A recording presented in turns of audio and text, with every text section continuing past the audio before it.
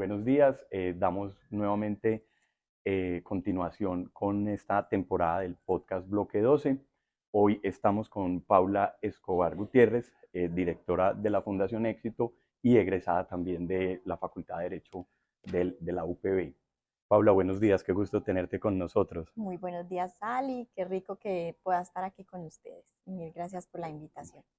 Esto es un espacio en el que queremos celebrar a nuestros egresados, conocer qué están haciendo y que nuestra comunidad jurídica también sepa que tenemos presencia en muchos sectores y en muchas otras actividades, más allá del ejercicio del derecho pues, técnico, puro y duro, como decimos. Entonces, quisiéramos hoy conocer de tu experiencia, de lo que ha pasado después de la universidad, pero para empezar me gustaría que nos contaras un poquito de tu experiencia allá en el bloque 12 por esos años que estuvimos, qué profesores recuerdas, qué experiencias chistosas recuerdas en nuestra generación, porque somos de la misma generación. Tú eras famosa por los resúmenes de las materias. Literal.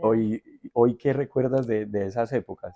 No, pues yo creo que solo buenos recuerdos de la universidad, de la facultad. Fueron unos años muy bonitos en los que pasamos muy rico, estudiamos mucho, pues porque todos estudiábamos bastante.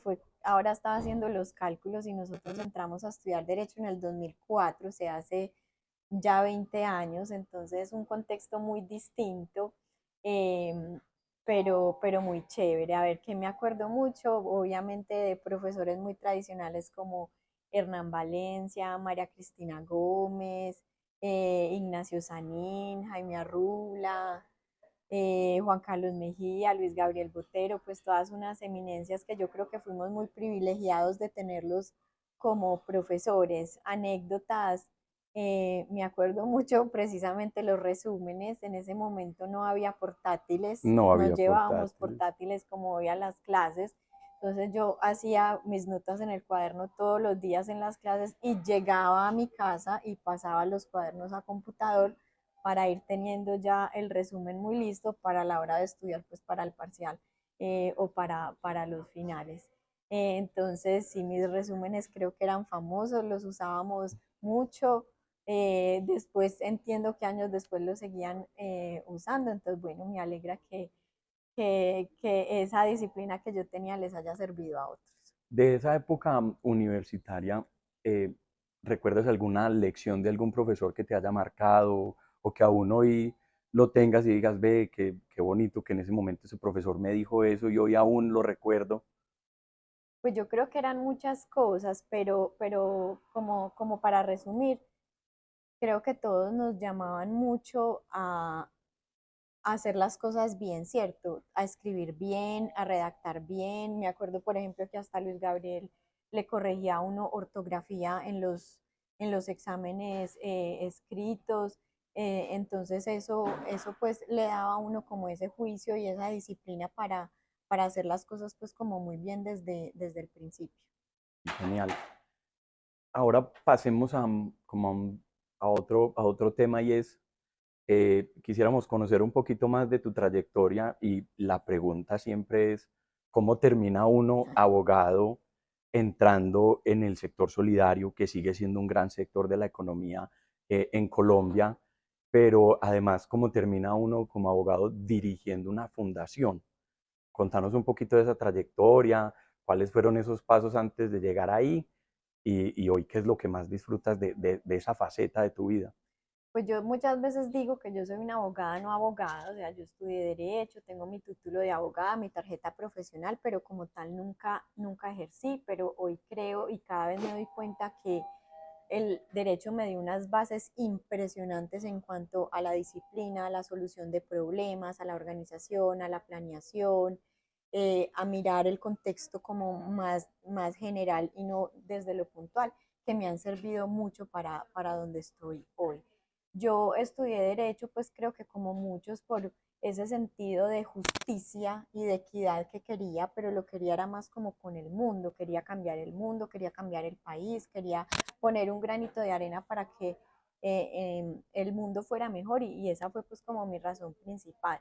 Entonces siempre en la carrera me interesé mucho más por temas públicos, que es menos común, digamos, me encantaba el derecho público, el derecho constitucional, el internacional público, me fascinaba, el administrativo también. Entonces siempre en la carrera me fui guiando mucho como por lo público, pero como con ese sentido de ayudar, de apoyar. Cuando estaba en la mitad de la carrera se me presentó la oportunidad de ir a hacer una pasantía en la OEA.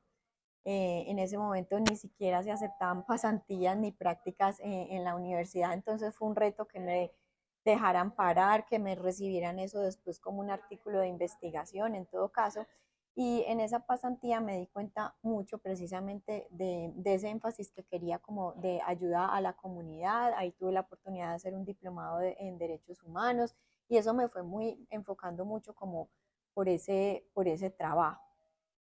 Cuando me gradué de la universidad, tuve la oportunidad de hacer un LLM en la Universidad de Nueva York, muy enfocado también en estudios legales internacionales, pero de derecho internacional público, organizaciones internacionales, derechos humanos, derecho internacional humanitario, y eso pues ya me concentró mucho como en estos temas más sociales. Después de mi maestría pasé por un consulado en Estados Unidos, trabajando también por la comunidad, por esos colombianos o que estaban detenidos en Estados Unidos o que tenían algún problema en Estados Unidos. Eh, de ahí surgió también otra oportunidad de devolverme y trabajar en la gobernación de Antioquia. Ahí me empecé a empapar mucho de temas sociales, seguía mucho con ese enfoque en la comunidad, pero ya más en niños. Y empecé a trabajar por la nutrición infantil de los niños del departamento de Antioquia en el programa MANA. Sí. Y bueno, de ahí Ese es un pues programa de la gobernación de ese es un Antioquia. programa de la gobernación de Y de Antioquia. ahí surgió la vacante o la oportunidad para... Así es. En esos tránsitos que uno tiene también como profesional, me empecé a cuestionar mucho del rol del sector público y del sector privado y tuve quizás, por decirlo así, como una decepción del sector público y dije, no, quiero intentar el sector privado. Creo que en el sector privado desde lo social se pueden hacer cosas igual de buenas, pero más a largo plazo y se presentó pues esta oportunidad de una convocatoria en la Fundación Éxito y bueno, aquí estoy hace 8 años como directora de la Fundación Éxito, supremamente llena, completa y feliz de precisamente poder entregar o aportar un granito de arena para que este país sea mejor. Paula, nosotros siempre nos hemos preguntado, cuando las personas trabajan en el sector solidario, siempre la gente dice, ah, no, es que son entidades sin ánimo de lucro. Pero uno lo que piensa es que son sin ánimo de lucro, pero sin ánimo de pérdida. Cuando tú estás en este sector, quisiéramos saber sobre el cómo enfrenta Paula su día a día, cuáles son esas herramientas que encuentra. Estamos seguros que la base jurídica te dio una estructura, pero también te ayuda a encontrar y a entender los sistemas, porque entiendo que la Fundación Éxito tiene además unos convenios interinstitucionales con otras, con los que hay que tener unas relaciones de carácter Exacto. contractual, unas relaciones de carácter eh, que trascienden solamente a la obra, pero que también hay que, digamos que aterrizarlas en el papel y en toda la estructuración desde el punto de vista jurídico, pues que esto es para nuestra comunidad jurídica principalmente, también es cómo te enfrentas, cuáles son esas herramientas o cuáles son esos consejos que tú has encontrado, porque me imagino que aquí ya no solo te toca ver contratos, convenios, sino también entender estados financieros, estados Ujú. de resultados, informes a junta directiva, entre Así otros. es. Quisiéramos saber esa parte, el cómo, El día como a día. en inglés le dicen como el job craft, como el Exacto. saber hacer de tu trabajo y recomendaciones que nos quisieras dar al respecto. Sí, yo creo que eso es súper importante, Ali, y es que una fundación no es solamente una ayuda muy bonita que uno da a la comunidad, sino cómo se maneja y se direcciona una fundación, ¿cierto? Entonces, como dices, primero hay una junta directiva, hay unos estatutos, hay un código de buen gobierno. Yo, por decirlo así, además soy como la oficial de cumplimiento porque tengo que velar para que las directrices de los estatutos, el código de buen gobierno y las políticas se cumplan en el día a día, porque yo creo que en todos los sectores es muy importante, pero en el sector social la transparencia es aún más importante y más cuando recibes recursos de afuera como nosotros que recibimos plata de las goticas que donan los clientes, entonces ahí tenemos que ser supremamente transparentes. Entonces hay que revisar estados financieros, tengo que presentar los estados financieros a la junta directiva. En temas de presupuesto mensualmente tengo que estar muy pendiente que el presupuesto de la fundación se esté cumpliendo tanto en los ingresos como en los egresos. Como dices, también nosotros nos relacionamos con una serie de instituciones desde lo público o desde lo privado que hay que regular ese relacionamiento. Entonces, cuando la Fundación Éxito es una fundación de segundo piso que siempre busca fundaciones de primer piso para operar, entonces cómo me relaciono yo con ellas, a través de qué modalidades jurídicas, cuando voy a hacer un convenio, por ejemplo, con una alcaldía o con una gobernación, cómo me relaciono con ella contractualmente, que ese es un reto bastante complejo en el que nos enfrentamos todos los días. Y finalmente, pues también un trabajo de liderazgo con el equipo, de que todos vayamos con un norte muy claro para cumplir unos resultados y unos objetivos. ¿Qué herramientas tú les recomendarías hoy a las personas que te ven en la comunidad jurídica? ¿Algún libro o un podcast? ¿O qué es esa, digamos, de donde encuentras, de dónde te nutres para tener ese liderazgo que hoy ejerces y que hoy has sacado adelante, porque ya van pues, más de 500.000 niños beneficiados pues, por la obra de la Fundación Éxito? Digamos, más en herramientas puntuales, en dónde aprendes, qué cursos o... Yo creo que hay una cosa que a ninguno nos enseña en la universidad y que yo creo que como profesional ha sido un gran reto, y es liderar equipos. Ojalá hubiera una materia en todas las universidades donde nos enseñaran cómo manejas tu equipo, cómo haces seguimiento, cómo tienes conversaciones efectivas, cómo pones el elefante blanco sobre la mesa. Entonces, en estos últimos años me he dedicado mucho como a fortalecer esa parte de liderazgo que quizás me faltaba un poquito. Entonces, herramientas muy puntuales, por ejemplo, un libro que me gusta mucho que se llama El Ejecutivo al Minuto, y es uno también cómo aprende a delegar, pero delegar con empoderamiento, cómo tú haces que tu equipo se empodere para que ese equipo tome las decisiones y tú no seas la única persona que tome esas decisiones, sino que ellos, a través de esas competencias y esa confianza que tú generas, te lleguen ya como con propuestas y con soluciones. Porque uno muchas veces tiende a colgarse los micos. Todo es de uno como líder, y no, precisamente ese libro lo que le ayuda a uno es a entregar, a bajar, y uno estar ahí también como en un papel de acompañar, no necesariamente de ejecutar todo, porque yo en este mundo del liderazgo también aprendí una cosa muy bonita, es que el mejor líder es el que cuando se va no pasa nada, que uno se va y el equipo es capaz de seguir pedaleando y remando solito. Entonces ese empoderamiento ayuda mucho como en eso.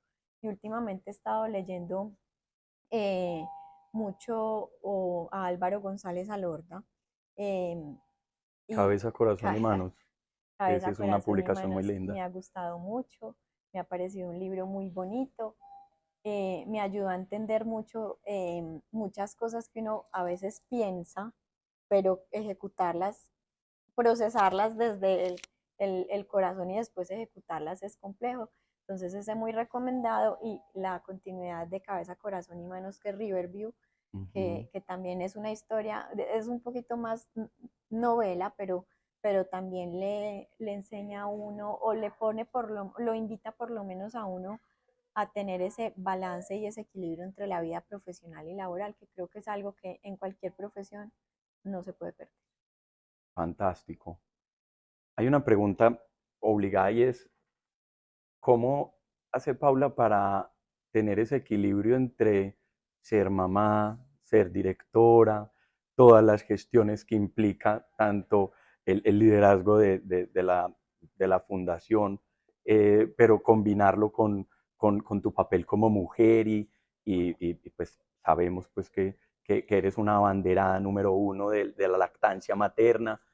Contanos un poquito más de eso. Es difícil ese equilibrio, lograrlo es muy difícil, pero creo que se puede, ¿cierto? Entonces yo creo que lo primero es entender eso, que uno no es indispensable en una organización y que si tú a través de un modelo de liderazgo donde empoderas al equipo y cada uno tiene súper claros sus roles y responsabilidades, uno como líder está es acompañando, no necesariamente ejecutando todo ni en estar metido en absolutamente todo. Entonces, cuando uno entiende eso y esa delegación y ese empoderamiento, le sirve pues a uno como mucho también para empezar a tener ese equilibrio, entender también que por salud mental es importante cumplir los horarios, irnos a la hora que nos tenemos que ir, tomarnos nuestra hora de almuerzo, hacer pausas activas, porque de nada le sirve a uno estar acelerado todo el día, eso te va a hacer tomar malas decisiones, estar acelerado, entre otras. Y como dices, para mí una inspiración muy grande son mis hijos, entonces cada vez que tengo como mucho trabajo, digo, no, voy a parar, nada pasa si lo hago mañana, nada pasa si me levanto mañana media horita más temprano y dejo pues como los pendientes listos, pero siempre también muy consciente desde la cabeza de que todos los días tengo que tratar de tener ese equilibrio entre la vida personal, laboral y poder compartir pues también como con los niños. Ya para ir cerrando en estas últimas preguntas, hoy nosotros escuchamos mucho las historias de éxito de las personas, pero me imagino que también hay en el camino errores que se han cometido y miedos. Hablarnos un poquito de eso, algún error del que hayas aprendido y hoy tienes algún miedo que tú sientas que te angustia y que has pensado en un plan como para tratar de superarlo. Yo creo que son muchos lo que hablábamos ahora, Ali, retos desde el liderazgo, ¿cierto? Que uno cuando maneja equipos se enfrenta cada vez a cosas que de pronto no tiene las herramientas para hacerlo porque no te lo enseñaron en la universidad, entonces le toca a uno como au- autoaprender ese Sí, tipo de cosas. Entonces, sí, retos en el liderazgo nos pasan mucho. Por ejemplo, haber liderado un equipo en pandemia 100% virtual cuando no estábamos acostumbrados, construir una confianza de que cada uno está en la casa haciendo lo que le toca. Para mí ese tema fue clave y fue esa confianza que generé y le entregué al equipo en pandemia y en el teletrabajo. Yo antes era una súper negada al teletrabajo y me decían, ay, vení, ¿será que me puedo ir hoy para la casa y avanzar desde la casa? Yo decía, no sé, yo misma hasta decía, yo no soy capaz de concentrarme en la casa, pero la pandemia, por ejemplo, cambió mucho ese paradigma y fue cuando entendí la confianza, ¿cierto? Cuando entregué esa confianza y sé que a la otra persona le van a salir las cosas bien porque confío en que es un excelente profesional y una excelente persona, ahí empezaron a funcionar las cosas muy bien. Entonces ese liderazgo en pandemia fue difícil, el regreso también fue difícil. Y bueno, yo creo que retos los enfrentamos todos los días, pero lo más importante es estar consciente de los retos y, y autoaprender de herramientas que tengamos a nuestra mano para poder enfrentar. y algún miedo que hoy digas, "Ay, me angustia esta situación o No, pues yo creo que son miedos como muy puntuales que uno va teniendo en el día a día, pero que me trasnochen, no, obviamente uno se estresa, venir, este proyecto no sé qué, o tenemos que hacer no sé qué, o que los recursos claro, están bajitos, que no estamos cumpliendo el presupuesto, pero algo que me trasnoche, yo creo que no, antes todo lo contrario, todos los días me duermo con una satisfacción y una felicidad muy grande de estar entregándole algo al país. fantástico. Em, Quisiera preguntarte si pudieras mandar un mensaje hoy a toda la comunidad que nos está viendo y nos está escuchando, tanto aquellos estudiantes que apenas están empezando derecho, así como nosotros empezamos hace 20 años, así como los que hoy están en su día a día buscando cómo encontrar su propósito de vida, ¿cuál sería? Yo creo es que abran sus mentes, que uno de pronto llega a estudiar derecho muy enfrascado en una cosa muy específica y es que todos queremos, no sé, o trabajar en una oficina de abogados o tener nuestra oficina de abogados y que el derecho tiene una infinidad de caminos que ahorita lo hablamos y yo creo que soy un ejemplo de eso en donde podemos trabajar. No todos estudiamos derecho para hacer lo mismo, pero sí entender que la carrera nos da una estructura, una capacidad de solucionar problemas, una capacidad de análisis, de orden, de disciplina que nos hace grandes profesionales y que somos capaces de hacer muchas otras cosas que no necesariamente son el derecho. Y a propósito de eso que decías, quería compartir y también pues con quienes escuchan y nos ven, que el proceso, tal como lo vemos nosotros, es un proyecto, solo que a nosotros no nos lo mostraron así, pero si nosotros vemos el proceso como una entrada, una demanda y una salida,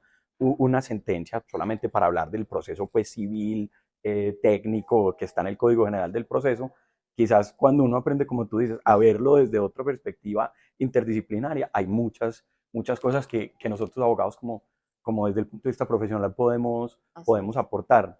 Paula, algo que quieras decir que no hayamos tratado o que nos faltó por escuchar o algo que quisieras como para cerrar. No, yo creo que hay que aprovechar mucho esos 5 años de la universidad, que son muy ricos, que a uno después le hacen falta.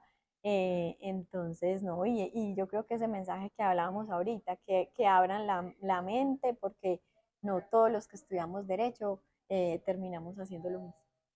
Bueno, muchas gracias por tu tiempo. Muchas gracias a todos los que están con nosotros en esta nueva temporada de Bloque 12, el podcast. Hoy nuevamente estuvimos con Paula Escobar Gutiérrez, directora de la Fundación Éxito.